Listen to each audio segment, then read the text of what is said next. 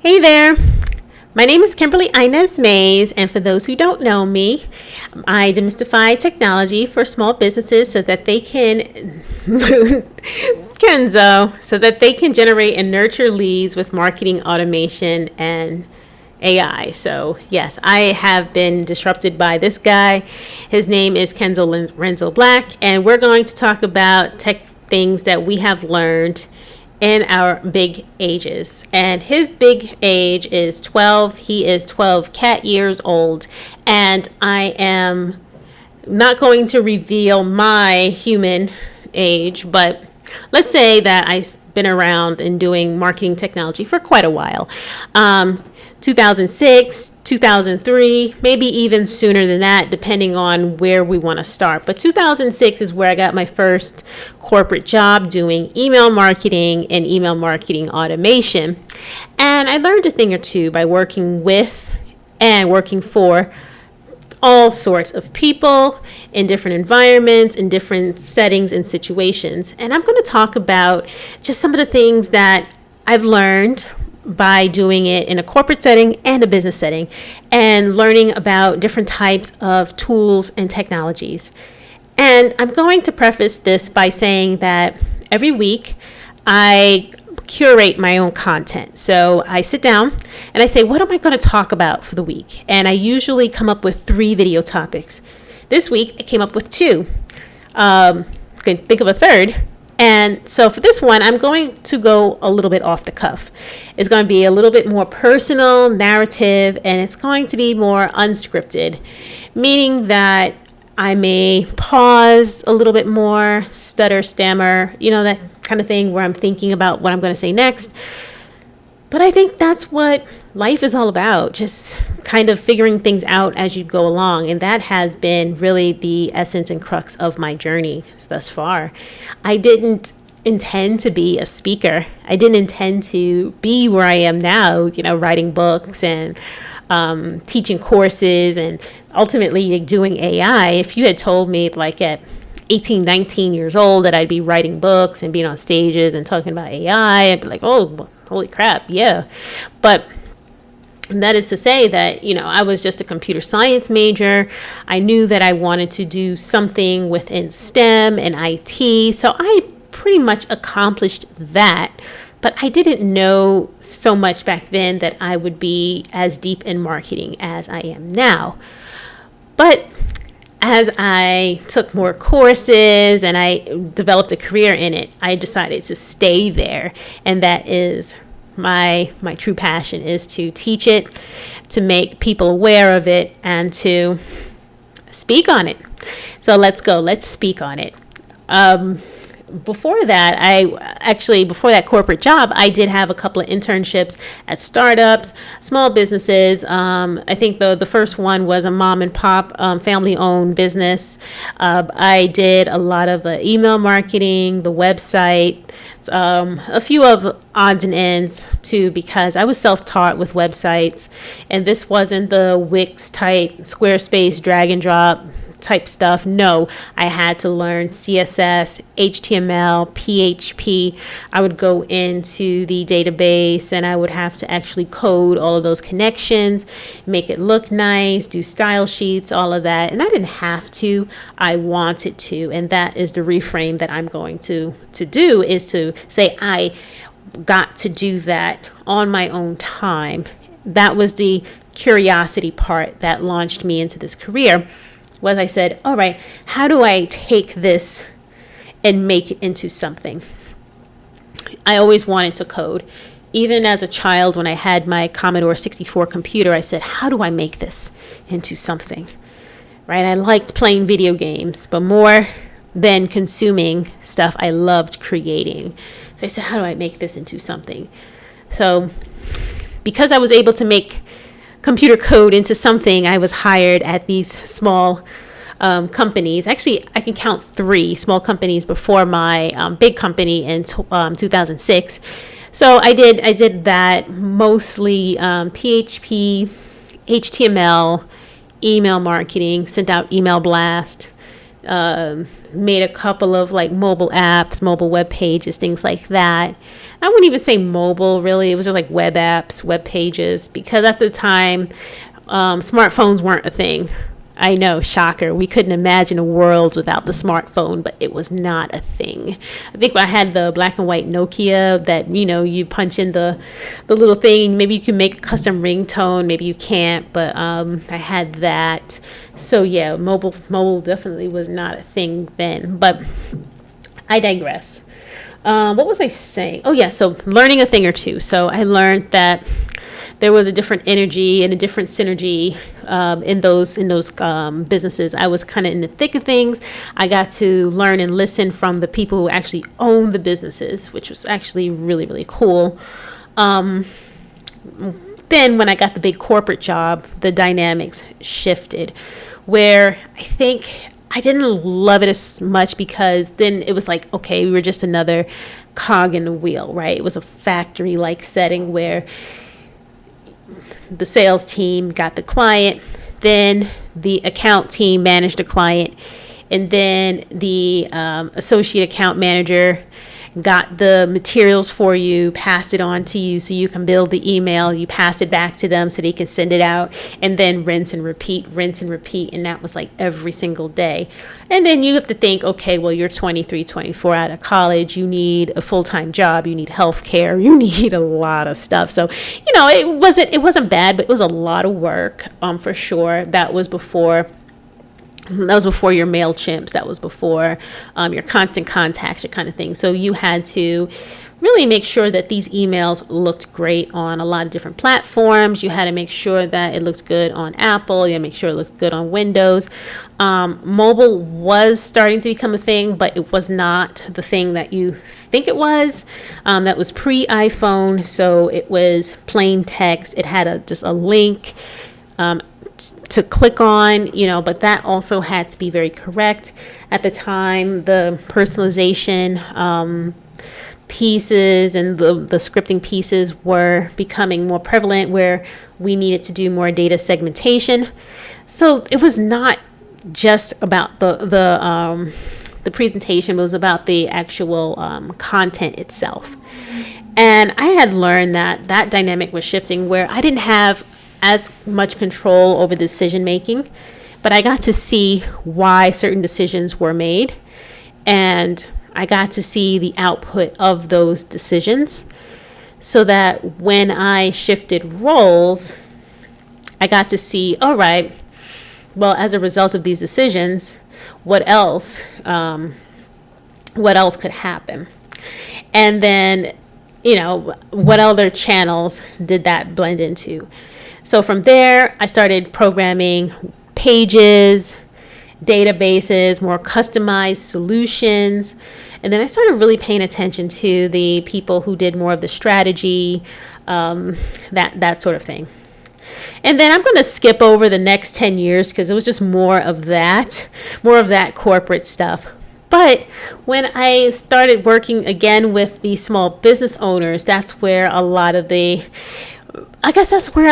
lights started coming back on for me, because I understood all of this stuff and I understood the tech behind it. So when the strategy and the technology kind of meet back together, that's where the lights come on for me. And then what put the lights on for me too is that the platforms that I had worked on previously all throughout my career were now accessible to these small businesses. So if you even had a budget of $100 a month, $50 a month, you can do the same personalization and segmentation as you would 15, 10, 5, even 5 years ago. You can do all of those cool things. You can automate your emails. You can send out reminders. You can even do abandoned cart if you wanted to. You can even do upsells and cross sells. You can do a lot of this fancy stuff. And what lit me up is the fact that a lot of businesses didn't even know that the stuff existed for them. And I had the opportunity to teach it. And I still have the opportunity to teach it. And that was really, really cool, really, really exciting. But one of the things I kind of learned at my big age too is that not everybody is really ready. And you have to go really slow when it comes to teaching. And this is true of even big businesses. A lot of people are very hesitant to change, and change is scary. Change is like one of those things that it's like, oh my gosh, like, you mean to tell me I gotta like switch it up overnight and I don't even know what's going to happen? Even as we were onboarding one of our big clients onto our new platform, there was still the resistance, still the pull, right? Even as the client was told, like, yeah, you got to drop like 3 million of your most inactive emails. They're like, no, let's still mail to these dead emails. They're like, no, even though it's going to cause them deliverability problems. So it's not unique to small businesses. Even the big players are still resistant to change, probably even more so. And they still need the same education and hand holding. So that's something else I learned in my big age. Let me see what else. I think too is managing expectations. The expectations in a project management are just so crucial, especially when we're promising results. So I know I had to be careful when I tell some of my stories, because I just don't want to put any companies on blast. But there was this one company that that was a client of the company that I worked for, that the team told this client that the project was going to increase their sales by a certain percentage. And because I was not in a decision-making sales role at that time, I'm sitting there like, how are you going to promise that? And how are we going to measure this? But I'm like, you know what? They got that position because they are them. So I trust that. But come to find out, after the project was completed, after much, drama, let's just say drama, they were like, Kim, did we make the target? Did you pull some data to see? And I was like, wait, you didn't figure out how we're going to measure this? I mean, I thought that was something you're going to do. I mean, how are we going to measure the sales? I thought that's just something you were figuring out. I mean, that was something, that was a big promise. You promised that didn't come from me. So I think that, you have to be very careful in business when you are promising any incomes, guarantees or statements or anything like that. In fact, through the services that I do not make these promises, right? The only thing that I can promise is the completion of the implementation. You still have to send your inbound traffic into the funnels and the things that I set up. And it's also dependent on the quality of your leads and the quality of your offer. I am not a business coach. I recommend that everybody that I work with has a business coach. Like, if people are just starting something new, if it's a new endeavor, if it's a new concept that they're thinking about, I'm not going to say, hey, drop thousands of dollars to work with me, because it's like, well, you haven't even market tested your idea. And then you're going to get mad at me if it don't work. And you're going to get mad and say that I didn't do something when maybe there wasn't a market for your thing in the first place. You see what I'm saying? So I've learned that you have to be very careful as a service provider managing those expectations. And I'll give you another example too.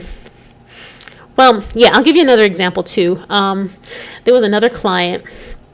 I think she was kind of like in panic mode, or she was like in squirrel mode.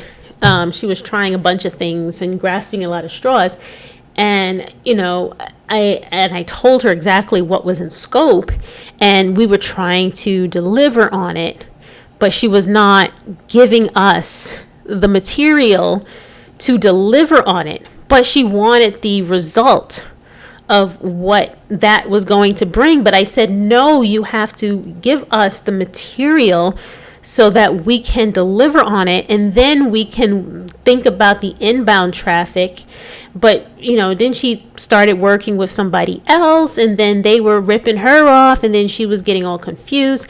And I think that was something that she did wrong to her detriment, but it was just like, okay, well, even though she was in the wrong, it's like, all right, well, I need to go back and see where maybe I could have done a little bit better with my communication style. So now I say, all right, these are the things that are my qualifiers. You have to have a market tested and vetted offer. No ifs, ands, or buts, right? You have to have sold and made money on the thing, because you cannot spend thousands of dollars on my services if you have not sold it yet, because it's not fair to yourself. It's not fair to me. That's a lot of pressure. It's a lot of pressure. I remember another client, not naming names. This was earlier on when I just did websites. She reached out to set up a course, and this was back when I was kind of a yes woman, and this is something I should have said no to. So this was another lesson learned at my big age that I know now, is don't say yes to everything. And I say yes to hardly anything, but the stuff I know I can say yes to. So this is something I said yes to set up her course. And so, from a technology perspective, setting up a course is wicked easy. But setting up a course is not about uploading files. It's not about just setting up the payment processor and putting like files in there and videos and stuff like that. It's not about that. It's about, number one, market. Who needs this? And who wants this? Not even need, but who's looking for this? Who's checking for this stuff? And number two, like, what problem does it solve? And what transformation are they going to get out of it? And who's looking for this? Who's checking for this? I have to repeat that again, because right now we are inundated with information, and nobody's like, you know what? I really want to take more courses. I mean, there's some people that are like, yeah, I want to take more courses, but a lot of people don't even complete courses they pay for. So, a lot of people want to do courses, and that's cool, but when you are hiring somebody to do your course, you're putting a lot of pressure on them, because if you don't have like your offer in place, which is what your course is, you have to have like your audience vetted. You have to have that offer vetted. You need to like have your content done, really, because maybe the person who is uploading your course to your platform is not the same person that's going to do your video. It's not the same person that is going to do your instructional design. That's another skill set that maybe your VA doesn't have. So and all of that, right? This person had a lot of issues, let's just say. And so this person could not give me the things that I needed to execute for her. So that was something that did not work. So I also learned to be a specialist. And what a specialist is somebody who's really good at the thing that they do.